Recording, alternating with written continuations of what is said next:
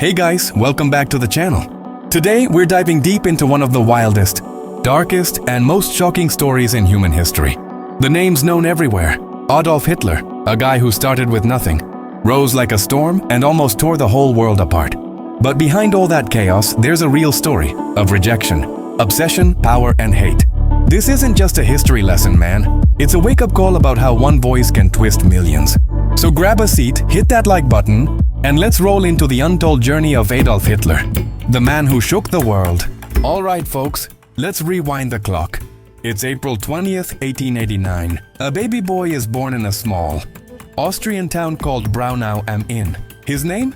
Adolf Hitler. At that time, nobody knew this kid would one day change the world, and not in a good way. Adolf grew up in a strict family. His dad, Alois Hitler, was this hard, old-school guy, strict, short-tempered, always yelling. His mom, Clara, was gentle and loving, but even she couldn't protect little Adolf from his dad's anger all the time. When he was young, Adolf wasn't exactly the top kid in school. He loved art, not math or science. He dreamed of becoming a painter. Yeah, that's right. The man who'd later cause World War II once wanted to be an artist.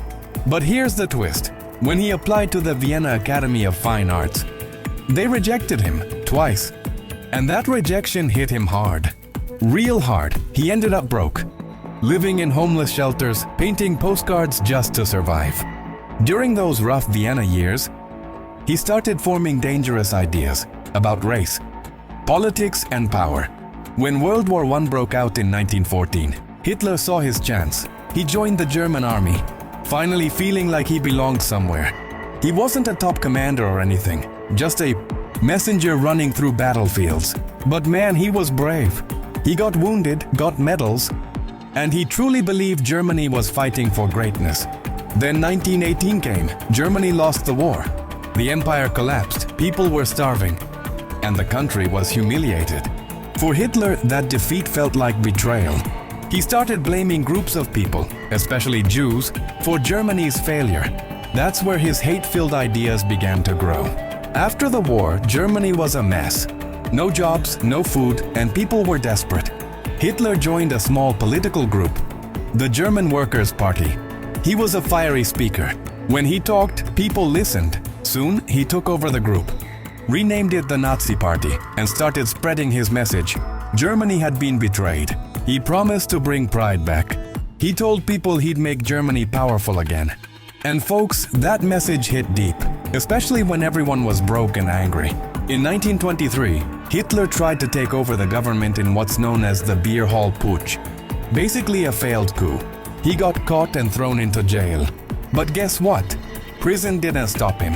He spent those months writing a book called Mein Kampf, My Struggle.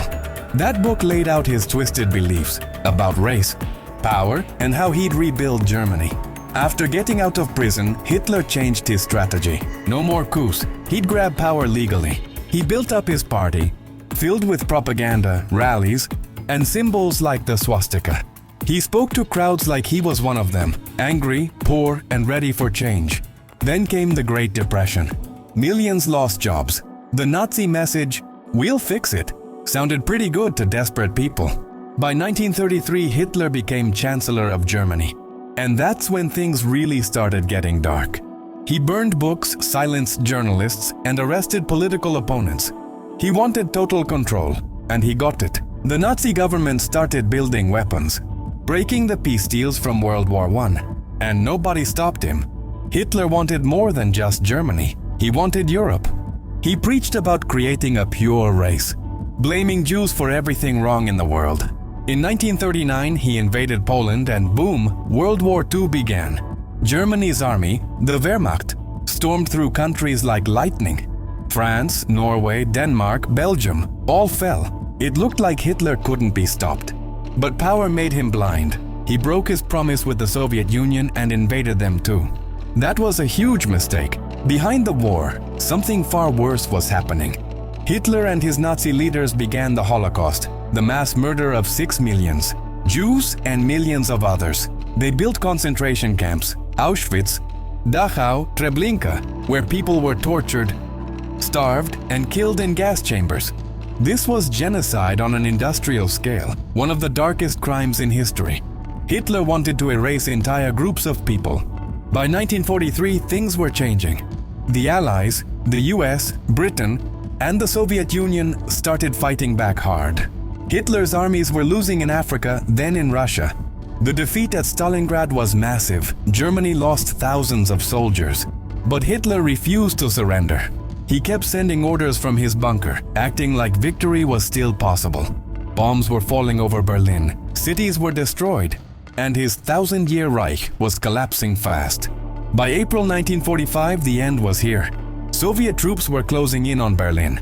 Hitler hid inside his underground bunker with a few loyal followers and his longtime girlfriend, Eva Braun. He knew it was over.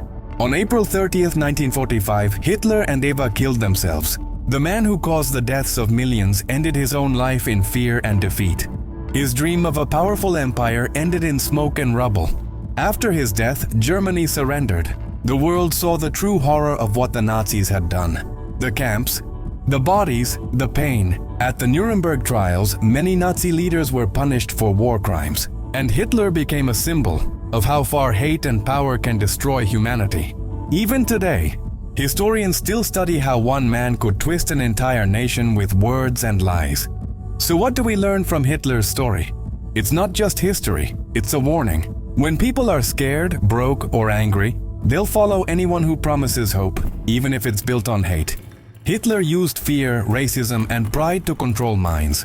And that's something the world must never forget. Because hate doesn't start with violence.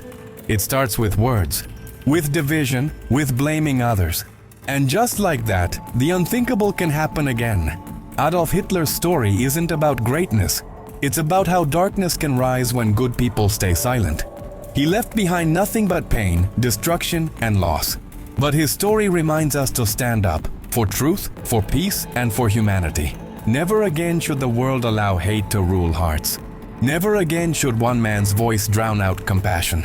This was the story of Adolf Hitler, the man who rose from nothing, fooled millions, and fell into history's darkest pit. And that's the story, folks.